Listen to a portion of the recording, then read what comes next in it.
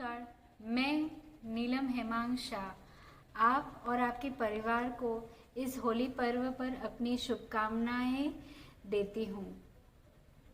होली कल भारतवर्ष में एक ही समय पर सबने होली दहन अपने गलियों में, अपने घर के आंगन में, शहरों में उसमें शामिल भी हुए होंगे या उसको देखा भी होगा।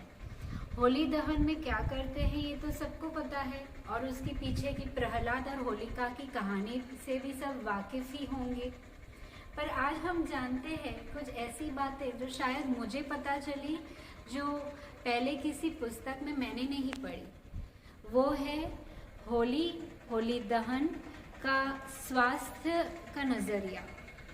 तो आइए जानिए, होली दहन में हम क्या करते हैं।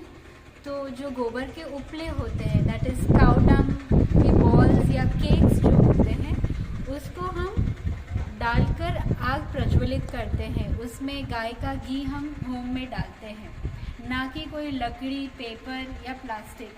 तो ऐसे क्यों? तो उससे होता है नेचुरल फ्यूमिगेशन, जिसको कहते हैं हवा का शुद्धिकरण। हमने कोविड में लास्ट ईयर काफ़ी ये धूप का प्रयोग किया, जिसमें हमने काउडंग के उपले जो थे उसका हमने धूप किया, जिससे उस क्षेत्र का हवा का शुद्धिकरण होता है। ये हमारे आयुर्वेद शास्त्र में लिखा हुआ है।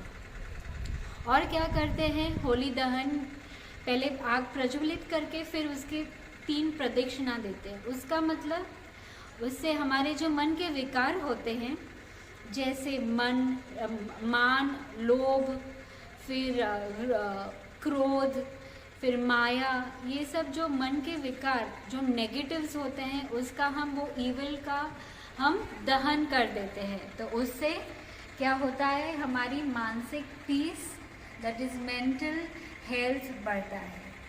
और उसके बाद आता है आज का धुड़ेटी का पर्व, दैट इज होली, जिसमें हम परिवार मित्रों से अपने प्रेम की रंग की होली के साथ खेलते हैं। उससे हम खुश और आनंदित रहते हैं।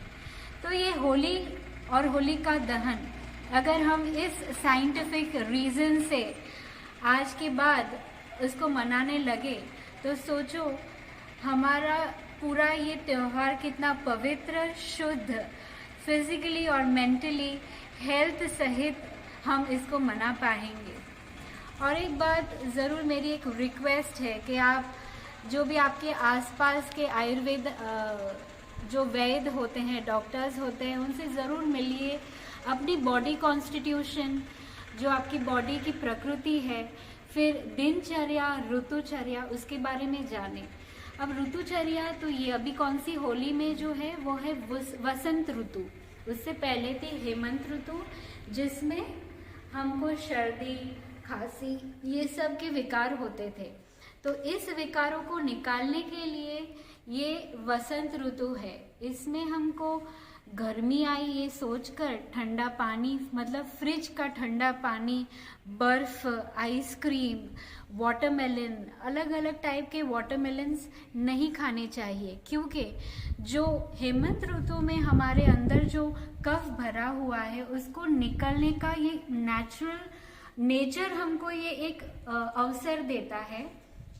तो इस ऋतु में हमको धानी, लाही जैसे पफ्स मिलते हैं आजकल, ज्वार के, बाजरे के। फिर हम होली में जो डालते हैं वो प्रसाद ही आहार है, और वो आहार ही हमारे लिए दवा है। तो खजूर, धानी, लाही, ये सब अभी खाना चाहिए, जिससे कफ का विकार अपने बॉडी से निकल पाए। और उसके बाद आएगा पंचकर्म का सीजन, जिससे हमारी बॉडी डिटॉक्स हो जाएगी। तो सोचिए पूरा साल हमारे लिए कितना सुनहरा हो जाएगा।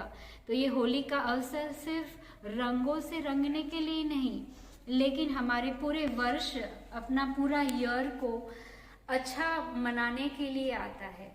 आई होप आप ये सब अपने परिवार वाले और मित्र के साथ शेयर करेंगे।